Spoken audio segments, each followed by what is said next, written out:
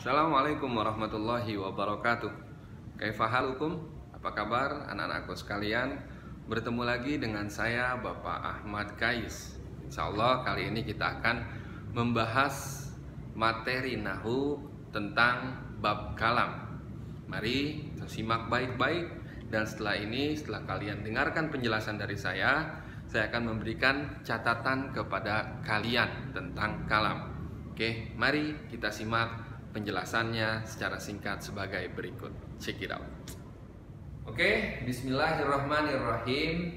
Anak-anakku sekalian, di belakang saya sudah terdapat penjelasan. Pada hari ini kita akan mempelajari ilmu nahwu pada materi kalam. Mungkin sebagian dari kalian masih bingung maksudnya kalam itu apa sih, Pak? Gitu. Nah, dalam bahasa sehari-hari kita mungkin bisa kita katakan kalam itu adalah ucapan. Ketika kita berbicara, maka suara yang keluar atau ucapan yang keluar dari mulut kita itu adalah kalam. Namun, apakah ucapan kita sehari-hari itu termasuk kalam ataukah hanya ucapan biasa? Yuk, coba kita simak baik-baik penjelasan dari saya. Bagaimana definisi kalam, bagaimana suatu kalimat itu, suatu ucapan itu bisa dikatakan kalam. Oke, kita lihat lagi. Al-kalamu huwa lafzul murakkabul mufidu bil wad'i. Kalam itu al-lafzu, lafaz, al-murakkabu yang tersusun, al-mufidu yang dapat memberi faidah, bil wad'i disengaja dan menggunakan bahasa Arab.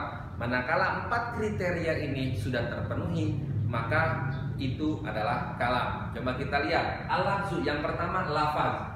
Apa itu lafaz? Lafaz itu adalah as-sautul mustamilu ala ba'dil hurufil hijaiyati.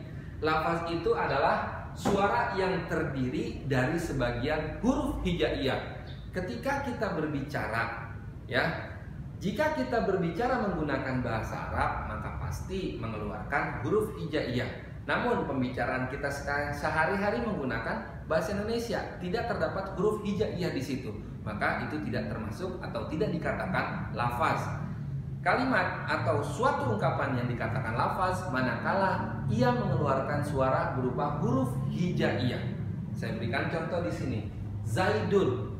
Zaidun ini ketika kita suarakan, kita ucapkan, dia mengandung huruf hijaiyah atau tidak?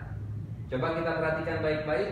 Zaidun terdiri dari 3 kata, 3 huruf, 3 huruf. Zai, ya, dan dal. Maka Zaidun ketika kita suarakan itu termasuk lafaz. Kemudian yang kedua, Umaru. Umaru ketika kita lafazkan, ketika kita ungkapkan kata Umaru, yang mana Umar itu menggunakan bahasa Arab, terdiri dari 3 huruf hijaiyah, ain, mim, dan ro. Maka kata Umaru yang kita ungkapkan itu termasuk lafaz. Apa saja yang tidak termasuk lafaz? Yang pertama, suara alat musik. Walaupun kalian mendapatkan alat musik itu dari negeri Timur Tengah, negeri Arab, namun alat musik tidak termasuk mengeluarkan lafaz. Ia hanya suara. Kemudian bahasa isyarat. Ketika ada seseorang atau kawan kita menggunakan bahasa isyarat, walaupun dapat kita fahami, dapat kita mengerti. Contoh, oh, dia nyuruh kita keluar. Walaupun kita mengerti, tapi dia menggunakan bahasa isyarat, itu tidak termasuk lafaz. Atau juga bisa juga pesan tertulis. Ketika kalian mengirim suatu teks, pesan tertulis, baik WhatsApp ataupun yang lainnya kepada teman kalian, dan itu menggunakan bahasa Arab. Dan bahasa Arab itu susunannya benar. Ketika pesan itu ditulis dan disampaikan, itu tidak termasuk lafaz. Kenapa? Karena pesan itu tidak bersuara, hanya tertulis, walaupun dapat difahami. Jadi lafaz itu harus diungkapkan, harus bersuara dan menggunakan sebagian huruf hijaiyah. Gimana? Cukup untuk lafaz? Kita lihat lagi di sini al-murakkabu. Yang kedua, al-lafzu al-murakkabu. Al-murakkabu yang tersusun. Maksudnya apa yang tersusun? Ma tarakkaba min kalimataini fa aktsar. Kalimat yang tersusun dari 2 kata atau lebih. Contoh, Hada Muhammadun. ini adalah Muhammad. Tapi ini jangan dilupa, kita harus menggunakan bahasa Arab. Hadza Muhammadun. Ini adalah Muhammad. Kalian lihat, hadza Muhammadun. Kalimat ini tersusun dari dua kata. Kata yang pertama adalah hadza, kata yang kedua adalah Muhammadun. Dia tersusun secara rapi. Kemudian yang kedua, koma Muhammadun, sesuai dengan kaidah. Koma Muhammadun. Susunan yang pertama, kata yang pertama adalah koma, dan kata yang kedua adalah Muhammadun. Jadi kata hadza Muhammadun dan koma Muhammadun ini termasuk dalam kategori al-murakkabu, dan dia itu juga termasuk lafaz. Kenapa? Karena ketika kita ungkapkan menggunakan bahasa Arab, hadza Muhammadun. Nah, ini lafaz yang tersusun. Baik. Dari segi lafaz dan al-murakkab sudah kalian paham. Next, kita lihat penjelasan yang ketiga. Oke anak-anak, kemudian yang ketiga. Yang ketiga kita tarik dari definisi kalam adalah al-mufidu. Setelah tadi kita bahas al-lafzu, kemudian al-murakkabu, dan yang ketiga adalah al-mufidu. Apa maksud daripada al-mufidu? Kalam ialah lafaz yang tersusun yang memberi faidah. Al-mufidu ma'afada ifadatan yahsunu sukutu 'alaiha minal mutakallimi wasami. Oke. Kalimat tersebut harus dapat difahami oleh pembicara dan orang yang mendengar. Maksudnya begini, ketika kita mengatakan sesuatu, kita yang mengucapkan itu faham dan orang yang mendengar itu juga faham. Gak ada lagi pertanyaan dari si pendengar. Sebagai contoh, Kitab Muhammadin. Kitab Muhammad. Faham nggak? Kita masih akan ada satu pertanyaan. Kitab Muhammad. Kenapa Kitab Muhammad?